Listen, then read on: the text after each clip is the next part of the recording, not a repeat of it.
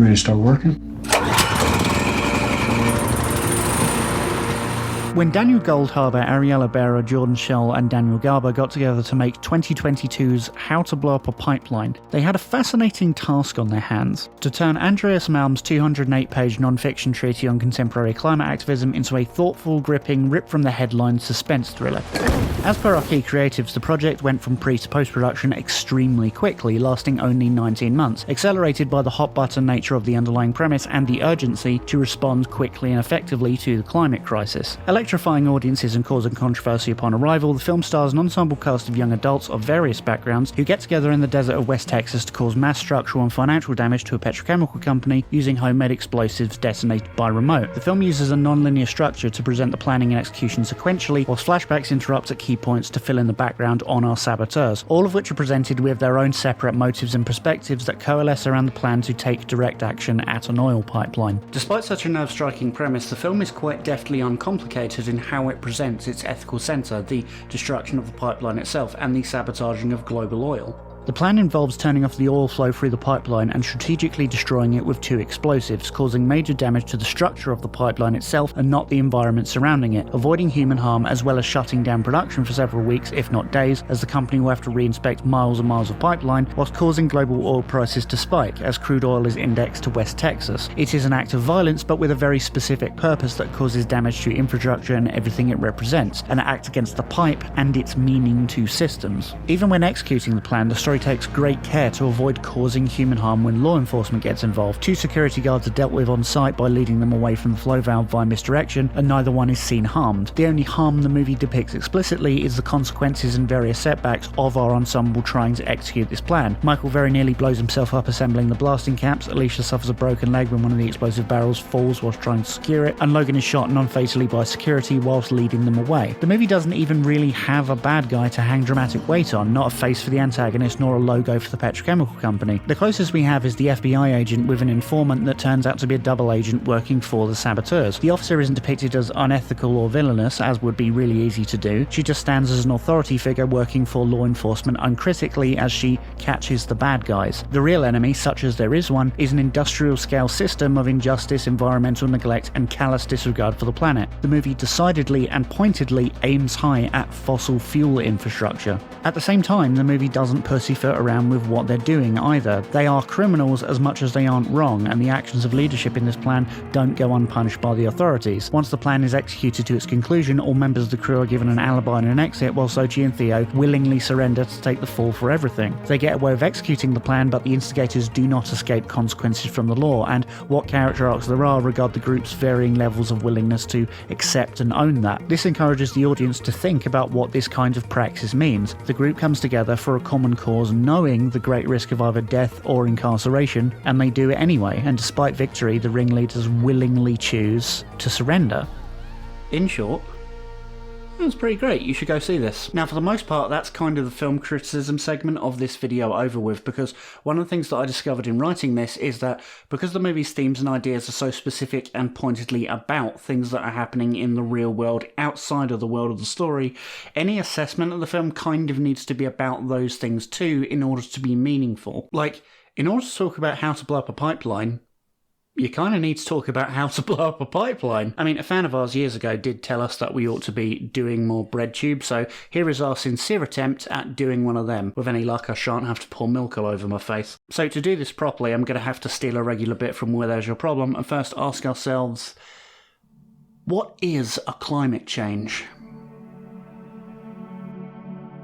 Since roughly around the start of the Industrial Revolution, global temperatures have escalated gradually by 1 degree Celsius, or roughly 2 degrees Fahrenheit, on average. That seems utterly minuscule because it's a deceptively small-looking number, but it represents a truly staggering accumulation of additional unnatural heat energy caused by human action, chief among which being the industrial-scale burning of fossil fuels and subsequent dumping of carbon dioxide into the atmosphere for the last 200 years. Carbon dioxide causes more heat from the sun to be trapped in our atmosphere, creating a warming effect that is increasing year after year, and its escalating impact, present and future, is devastating.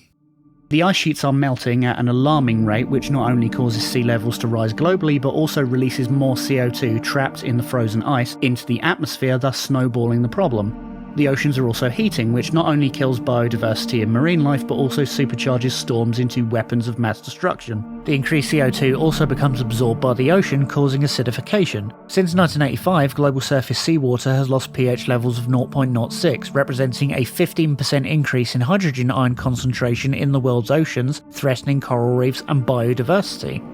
Somewhat obviously, climate change also causes vegetation and soil to dry out, which has a knock-on effect on global agriculture and food supplies, whilst also making wildfires likelier and deadlier.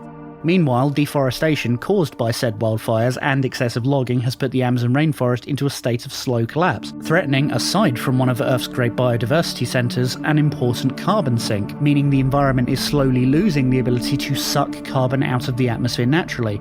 The last time Earth's atmospheric CO2 rose this sharply is known by paleontologists as the Great Dying.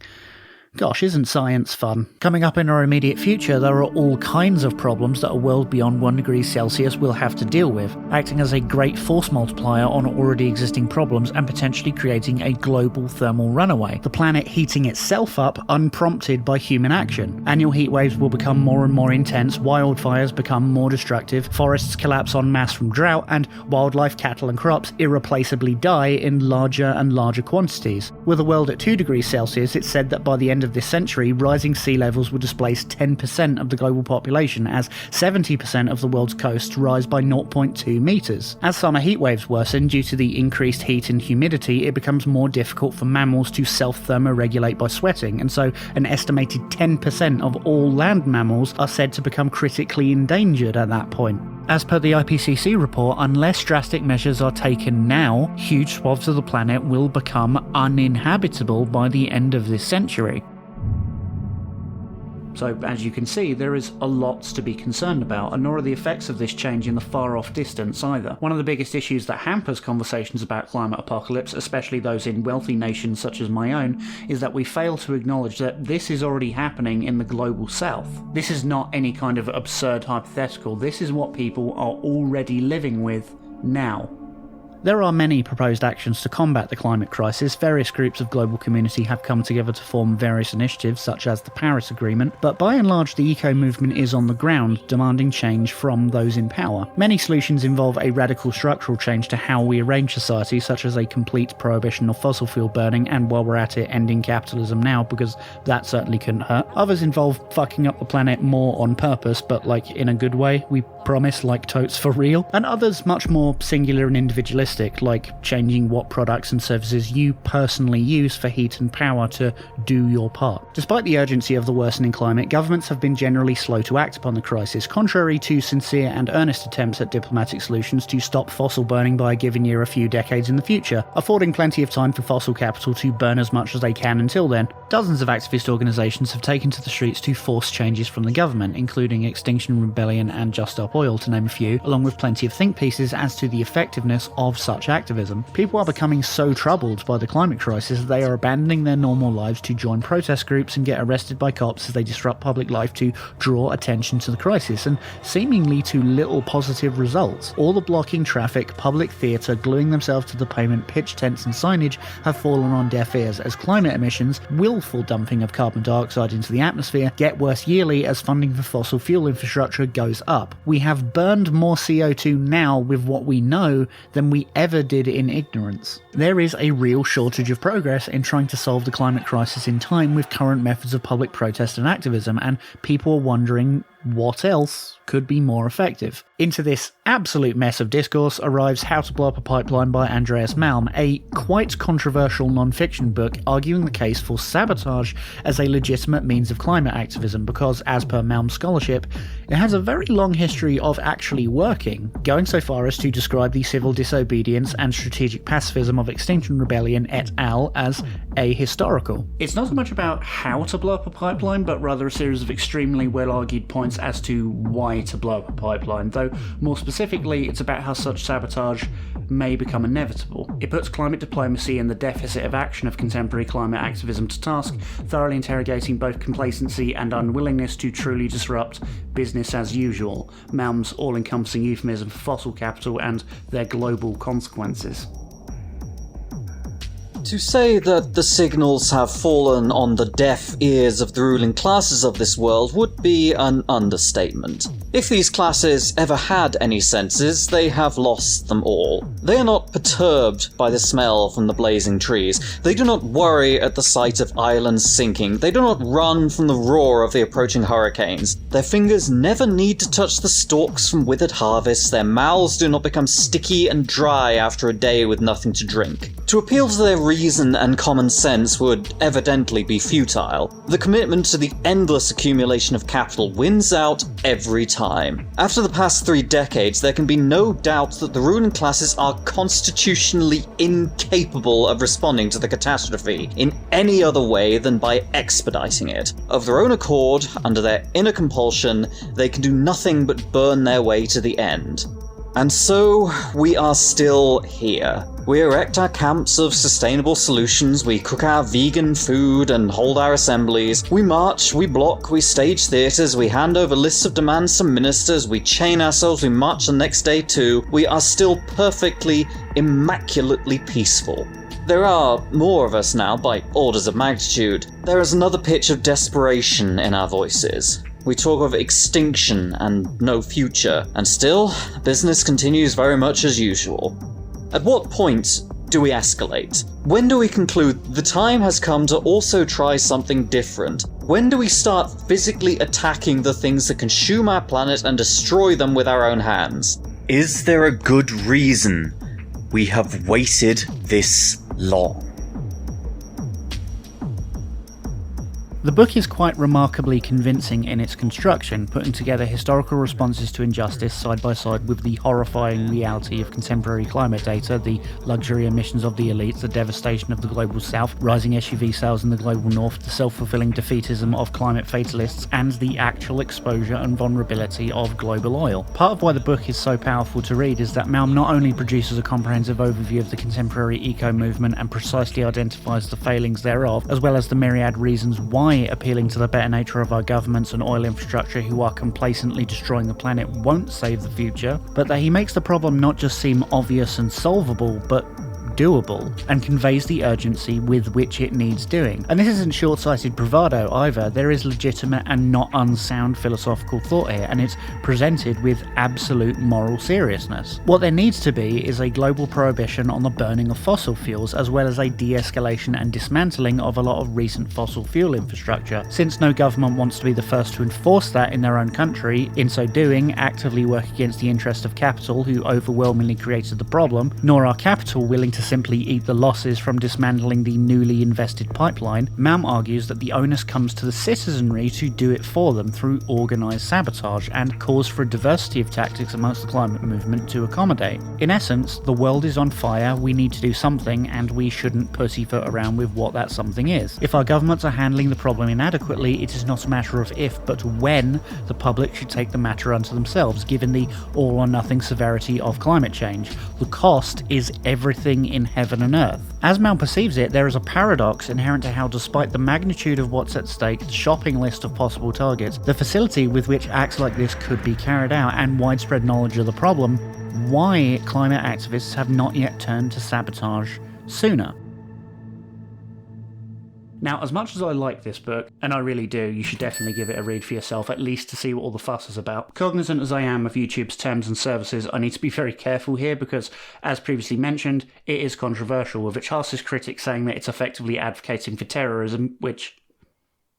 Okay, I don't disagree with that as a criticism, but it's not as if the book's perspective is unnuanced on that matter. There is a general issue here, that being, I'm not particularly sure if Malm appreciates how great the ask is here. Like, on the one hand, he is appealing to exactly the sort of folks who already aren't fussed about getting arrested for a couple of nights a week for a good cause, such as any and everyone involved in XR. On the other hand, not everyone wants to potentially face 110 years in jail like Jessica Resnicek and Ruby Montoya did. This is destruction of critical infrastructure on federal property. Terrorism. The best a lawyer's going to get you is 15 years.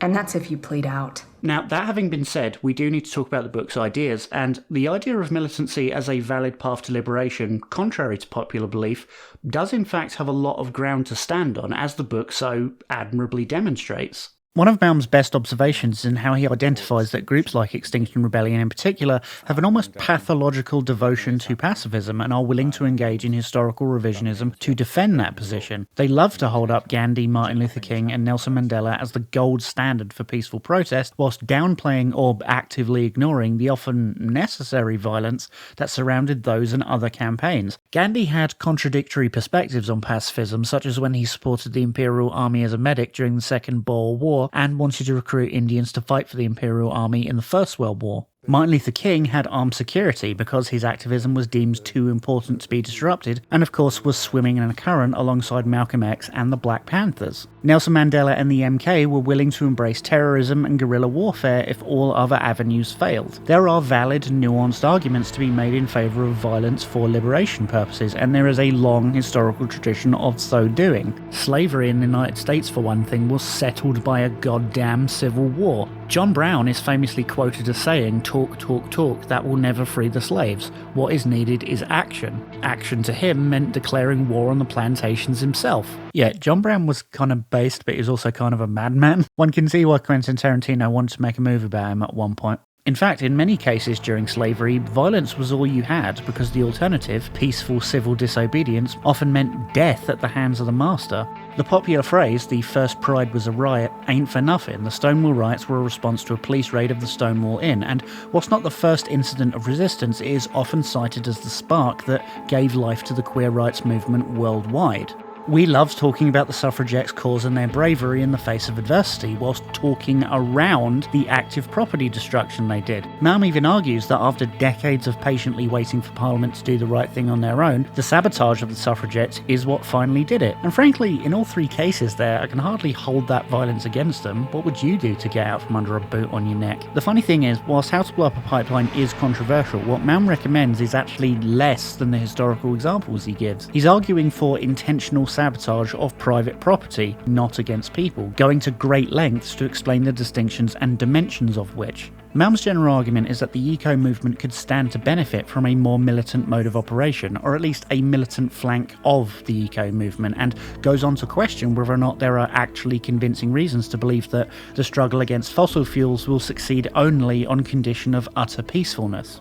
About a third of the way through the movie, there's a rather excellent scene where the characters discuss quite openly whether or not they'll be regarded as terrorists or revolutionaries, as they list historical examples of people and groups who were considered terrorists in their day. The Boston Tea Party are now patriots, after all. It's a pretty good way to pass out this section of Malm's book, and it also adds some neat characterization, as these folks have all arrived at the same point through different reasons and reasoning. Look, it's kind of anytime anyone has challenged authority, they call it terrorism. And then when the terrorism works, they lie about the legacy and they say that it was all passive, non-violent, kumbaya shit when it's not. That there is very much the position taken by Malm in the book. Many of the more successful progressive movements in history, as we've discussed, have a less publicised militant flank, and so, argues Malm, should the eco movement. So, what is terrorism? That's a question that gets me put on a list somewhere. The book is, frankly, not great at defining terrorism or militancy, although it tries. The reason why the film portrays letting the air out of SUV tyres and blowing up oil infrastructure as being the same thing is that the book does precisely this. In the middle chapter, Breaking the Spell, Malm's vandalism of some SUVs in Sweden prior to COP15 and resistance fighters in Egypt, Palestine and Nigeria, as well as Jessica Reznicek and Ruby Montoya's sabotage at construction sites for the Dakota Access Pipeline in 2016 and 2017, are discussed as part of a single narrative. The vulnerability of oil to sabotage at both supply end and final user end. Malm considers at length what a terrorist is and the ethical questions over respect to personal integrity and vital versus non-vital property are laid out fairly intelligently. However, he quite misses the most salient question, which is not should we call ourselves terrorists, but will we be called terrorists by most people? Part of what makes the conversation in the movie interesting is that it highlights that in many such cases, terrorism is a matter of framing and context. One's terrorist is another's freedom fighter and such. But that said, there are actions to take that are distinctly loaded in favour of terrorism as a descriptor, like I take it would be deeply wrong of these folks to discuss Al-Qaeda in terms of revolutionaries for 9/11, for example. My point is that not all actions are created equal on this matter. Whilst dumping tea into the Boston Harbor or puncturing tyres and keying cars may or may not be good practice depending on who you ask, blowing shit up tends to get people looking at you as a terrorist, and with good reasons. Generally speaking, humans are pro-social and anti-violence, and so any violence for a cause, rightly or wrongly, will be perceived as only hurting that cause, because to a lot of people, violence feels wrong regardless of the rightness of the cause. One of the unintended side effects of living in a society where we are contextually bound to and by each other is that there is a reluctance to accept anything that criticizes or destroys the fabric, even if that fabric is built on injustice like violence and theft. For our own sake, we've kind of domesticated ourselves against destroying the building blocks of our own society to be able to live inside it. This isn't strictly a bad thing, but it needs to be said that it sets us up to reject violent actions outright, such as Stonewall, civil rights, suffragette movement, etc., even if it comes from a place of wanting to make our lives better. Just as a sidebar, Andreas Malm thinks that vandalising SUVs and blowing up pipelines with IEDs are the same thing, but ask yourself, if I went up to the average person in my street, in my workplace, and asked them, is keying a bunch of SUVs because of climate change terrorism, would they say that it is? If on the other hand I asked them, would blowing up an oil pipeline with a homemade nitrate bomb be terrorism, would I get the same answer?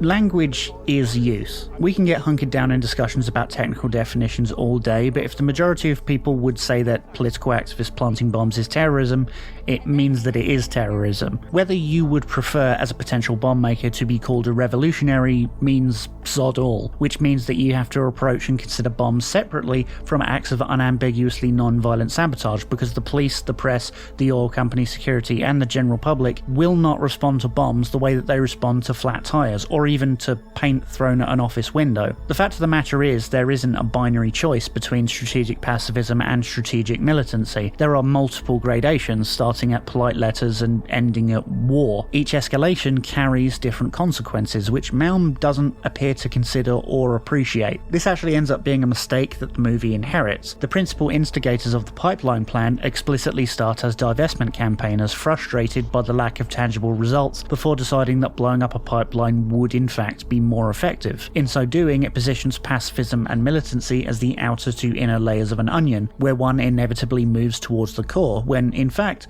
both can often work together as part of a single body, and different strategies that don't involve sabotage can be just as effective in certain contexts, and either can act as a force multiplier on the other. In other words, a group in a particular country, culture, or circumstance might find it extremely counterproductive to plant bombs, but very productive to slash tyres. And if they do start working from the terrorist playbook, they need to be prepared to be called and treated like terrorists. To use the civil rights movement as an example here, one of the advantages that Martin Luther King and Malcolm X provided each other is that those that found X's comparative militancy too much could shift to King's movement, and vice versa for those that found King's way too slow and conciliatory, without leaving the civil rights movement as a whole. When you set out to achieve something politically, you attract the sorts of recruits who want to do that thing. The people who joined your eco-socialist movement to campaign for divestment won't necessarily want to bomb something, and people who join up because they want to bomb something, well, they bring their own problems. This brings up another issue. A move towards general militancy would have to reckon with recruitment and vetting more thoroughly. Sorry, that's a boring way of putting it, but one of the things that every good revolutionary has to know is how to avoid recruits who are too extreme, or not extreme enough. Malm's book mentions that many of the deep ecologists who characterised eco-activism of the 80s and 90s, the Earth Liberation Front, etc., have now collapsed into pessimistic nihilism and a belief that humanity itself is the problem. The very part of the Green Movement most familiar with militancy and explosives, also containing a lot of people who think that the human race should go extinct, poses a fairly obvious hazard to anyone recruiting for an explicitly non-lethal bombing campaign. It's frankly impressive that Xochitl assembled so many people who wanted to build a bomb but were reasonable and reliable. That's not a flaw or a plot hole, by the way, it's just an ordinary bit of screenwriting convenience, but it's something that actual organisers have to deal with. Even when building a bomb is the only sensible thing to do, it will still be the least sensible people who tend to be willing to build them. One extremely important question to answer in all of this is, are we turning to militancy out of strategy or out of frustration? Is there sound reasoning that more aggressive tactics work better, or are we simply out of patience? Forceful tactics may be more effective in this circumstance, but assuming that forceful tactics are ipso facto more effective is a fascist instinct, that it's inherently more productive to hammer our problems away through force than through any other means. Now, that's not to say that some types of violence can't be a component of an ethically minded climate campaign, but there are other non-violent strategies that may be just as worth our time. For instance, my personal climate activism advice would probably be to join a labour union and withhold your labour until demands are met, because labour is and always has been an extremely potent bargaining tool, and in a way, a strike is like a kind of sabotage, isn't it? Like, if the machinery or means of production require your input in order to function, then surely withholding your input until demands are met or conditions improve is damaging or disrupting it. Just a thought. A big question we're bumping up against here is when and to what extent do you have either a right or a duty to break the law? Law which complexly may not be itself unjust, but applied in defence of climate injustice. Blowing up a pipeline will not singularly destroy the oil industry. Big Oil has enough money to rebuild the pipelines that get destroyed, and they will, despite the enormous repeated costs of so doing. So, as praxis, the consequences are for the most part social. Are they discouraged from actually building new pipelines? Are the public made more aware of the things that oil companies get up to? Are the cultural sector institutions they sponsor for propaganda discouraged from taking their money? That sort of thing. As much as is passed out by the characters themselves, as they intend to make oil economically non-viable. The logic follows that since the price of crude oil is indexed to West Texas, sabotage in West Texas can cause price fluctuations on a global scale. If they can't move oil, they can't sell oil. The more pipelines that get destroyed, the more attention can be drawn towards the oil industry and their operations, the more money gets bled out of Big Oil in lost business and efforts to reconstruct until the point gets across, and capital is forced to divest out of the sheer financial pain of holding on. Permanent destruction of oil infrastructure, despite the best efforts of a group this small, is probably not feasible, but capital liquidation certainly is. To quote the slogan for Endergaland there, we are the investment risk. And that was me thinking that we could vote the pipeline out of power.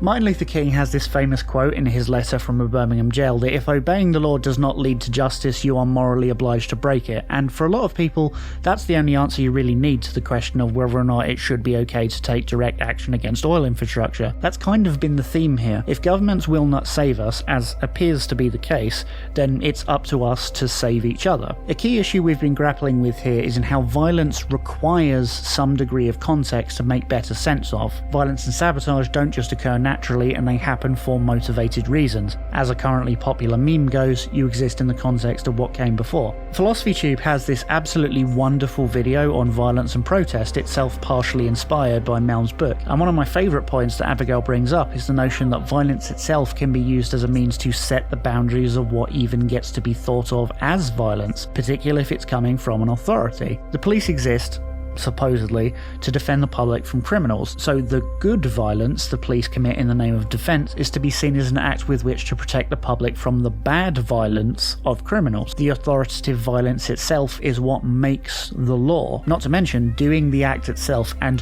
who it is done to establish the social relations of citizens and criminals through demonstration. And so, taken in isolation, blowing up a pipeline is bad because of how the authorities would respond to it. It creates a societal frame through which to view the act itself. If you do X, expect Y consequences. The fear-power dynamic in a nutshell. This is why it matters that the story frames the pipeline's destruction as an act of resistance, especially given the shared background motivation of its perpetrators. They've lost friends, family, loved ones, their own houses, even their health to the ongoing crisis. Climate change has happened and is happening to them, itself an act of violence against the world and the people living in it. Their pain and grievance is legitimate. They will defame us and claim this was violence or vandalism, but this was justified. This was an act of self-defense. Put this way, I think it's kind of gross to think that the characters should simply accept suffering that they don't deserve. This is why Malm feels like strategic pacifism and turning the other cheek simply break down as a response to climate change. We have and are being harmed by business as usual. Conceptually, we are well within our rights to defend ourselves. Frankly, I don't think the problem for our characters is that they simply need to learn to die more quietly, unlike Roy Scranton. One thing that often goes unmentioned in the mainstream conversation surrounding climate change, and the movie makes clear in all this, is the violence of keeping things the way they are. The ongoing violence of business as usual against the climate, with the FBI, security guards, fences, smoke plumes, resource extraction, land theft and exploitation. It's violence all the way down. This is what is enforced and is required to operate without issue. The horror of climate change is not merely in how the climate is changing, though an obviously major factor, but is also in the violence of status quo maintenance and subsequent escalation of that violence as the status quo it protects becomes increasingly untenable. So any action taken to dismantle that through sabotage or legislation, one must be prepared for retaliation. This is something that the book doesn't thoroughly consider enough and the movie only deals with tangentially. A lot is working against you if you plan to take this kind of direct action. I believe it was Lenin that described the police as nothing more than armed men protecting private property, and along with them the press, who are ultimately subservient to the state and have the power to frame the conversation around the issue in favour of the state through manufactured consent. Never mind if the public doesn't think your actions are terrorism, with enough force the press can decide that for you, which again, you're going to have to be prepared to deal with. It's a problem that I'm quite keenly aware of because I live in a country dictated by newspaper editors. It's also why How to Blow Up a Pipeline registers something of a shock in its viewers. Something like this is not supposed to exist. The gears of industry are supposed to stop spicy politics like the good guys should sabotage private property from even entering mainstream conversation, which is why alongside moral outrage from the right, there is criticism from the left that the whole thing is a psyop. Like, the fact that we're even talking about How to Blow Up a Pipeline and its ideas at all indicates that it's not truly unsayable, nor considered harmful by the people who own all the platforms and media time in which the discourse is being had. This is somewhat observable by the volume of movies and TV shows that have been about or feature terrorism as a subject, which in some cases sympathise with the motives of terrorism whilst disapproving of the methodology, or sometimes even outright take the side of terrorism against a greater societal injustice. V for Vendetta springs quite handily to mind. The building is a symbol, as is the act of destroying it. Symbols are given power by people.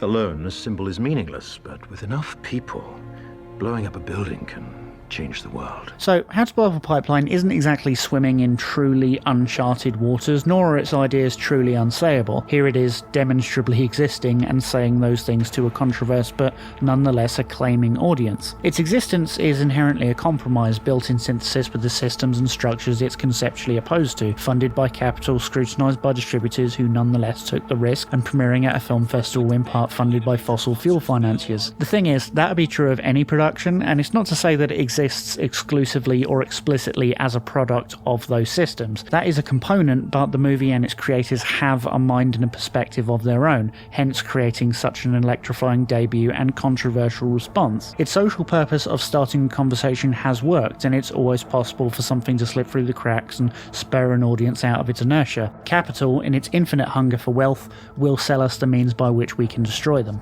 Not too long ago, I did a video on The Matrix Resurrections, and a good part of that talked about how fiction can potentially be used as a means to rob the audience of their agency and willingness to perform direct action by way of wish fulfillment. You know, year after year, Hollywood willingly spends obscene amounts of money to create reproductions of Luke Skywalker blowing up the Death Star every summer for audiences to enjoy since 1977 and well before that, and we accept it because the comforting non-reality of cinema can be an extremely potent tool for taking away people's desires by showing them play out fictionally. Cinema is, and always has been, a tremendous engine for fantasizing out loud for us, and we accept it as meaningless escapism as it poorly fulfills an unspoken underlying need. I feel like it's a testament to the filmmakers that the movie is essentially successful in its ability to make audiences care greatly about watching actors play characters pretending to detonate a pyrotechnical effect. The number of Letterboxd reviews that I've read that proclaim they wish that something like this was actually happening in real life being evidence to that. In this regard, the ending registers as particularly powerful. Xochitl and Theo willingly surrender and accept what is going to happen after the deed is done, and do so in a way that allows the rest of the crew to not be dragged down with them, and they do it neither for glory nor adulation, but the freedom of others. Xochitl openly admits in her TikTok manifesto that she did what she did and hopes that it inspires more action, and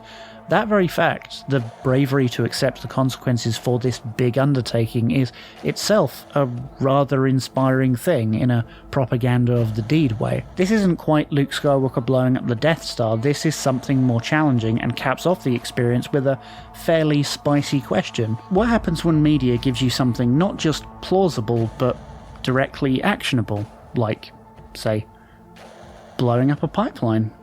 The real provocation of the movie is that we're asking the question, in an era of climate change and climate disruption, what tactics and strategies are necessary and defensible to prevent a climate apocalypse? If we're looking at the end of life on Earth as we know it, how do we stop that? The ultimate provocation of our film is that we're asking you to empathise with our characters. 8 people who believe the destruction of an oil pipeline is an act of self-defense. That inevitably shakes one's notion about whether or not such an act actually is self-defense. I think there's a lot of value in that. If there's one thing that I unambiguously agree with Malm on, is that we no longer have the privilege to fuck around anymore, and that the sooner we step up to deal with these issues that we're facing, the sooner that we clear these obstacles that are in the way, then the better future we will have to live with.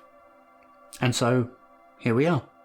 The obstacle. You know, real talk here, I've been struggling with the ending to this video for quite a while now, simply because I set myself the perhaps unreasonably high goal of properly unpacking the film and book's ideas and communicating my feelings towards it, and the fact of the matter is I'm extremely undecided about what I'm supposed to say here. I feel rather embarrassed to admit this to you folks, because I run this show about media literacy and thinking critically and expanding consciousness, and the shameful truth of the situation is that I would much rather be ignorant than be exposed to a lot of this stuff. It does utter hell on your mental health and ability to plan for the future, with the knowledge that without direct action right now, without putting things in place that may or may not bear fruits several years from now, from this very second, then entire generations may boil to death. The fact of the matter is, when confronted with the overwhelming reality of climate change, it can paralyse you and make it extraordinarily easy to do nothing and subsequently give in to climate doomerism. This is why people become complacent and assured in the knowledge that everything will end, when there are absolutely things you can and should be doing now. At the same time, however, there is also the opposing view that precisely the precariousness of everything we hold dear is a good enough reason to not take drastic actions like blowing up a pipeline. Like, maybe I feel this way because it's 2024 and at time of recording it's still election season in the United States, but the world feels especially fragile at the moment, and there are all kinds of accelerationist groups out there who just want to tip it all over and get the inevitable over with, putting all the chips on the table in a winner-takes-all scenario for the future. And frankly, I kind of don't want to give any of those half a chance. I don't want to validate the idea that a bad guy with a gun really can only be stopped by a good guy with a gun, so to speak. You really don't want to be Julius Caesar's assassins ending the Republic whilst trying to save it. And so, here I am, caught between my conflicting desires. On the one hand, I have a quite sincere desire to communicate that I have a hope that there is a future for all of us beyond the billowing smoke clouds that choke our present, and that we can learn to live in a way that is more considerate and conscientious of the world and other people in the world, with a major part of that being the dismantling of industrial resource extraction and colonial exploitation, which is now killing us all as it has untold others for centuries. And on the other hand, is how we get there. There's a great piece written by George Monbiot for The Guardian, which runs counter to Malm's book. It's literally written as a response, in which he restates the basic truism of activism, that he would never endorse doing something that he wouldn't be willing to do himself. And that's kind of where I am on this too. I cannot tell you to blow up a pipeline. But to quote Malm directly, is there a good reason we have waited this long?